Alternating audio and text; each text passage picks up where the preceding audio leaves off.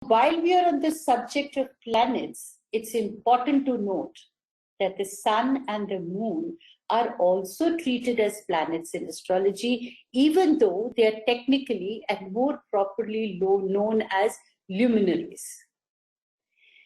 The stars, or rather the various constellations of stars, do have something to do with astrology, with how the sun signs first got their names and with how the sun was tracked through those signs in its journey around the earth, etc.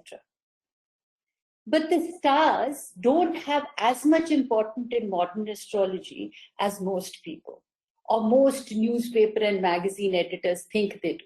Even I believe that the stars do not have that much of importance.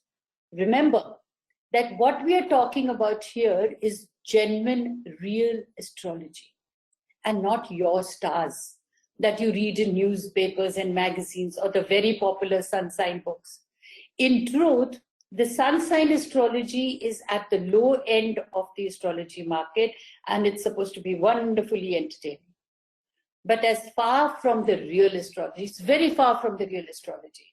It's something like as the Charlie Brown cartoon strip is from a novel by Tolstoy. This is not to say that studying the sun sign is nonsense, not by any means. Though we've said that from time to time, this is just to shock you into realizing that there is more to astrology than meets the average eye. Of course, the sun signs work, but I'll tell you how.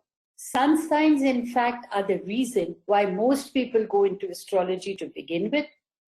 You scratch any professional astrologer and you find that umpteen years ago, he or she first got interested in the field by reading a sun sign book. Even more, after reading the description of your own sign, you'll discover that out of 20 or more sign characteristics, you can recognize at least 15 that apply to you.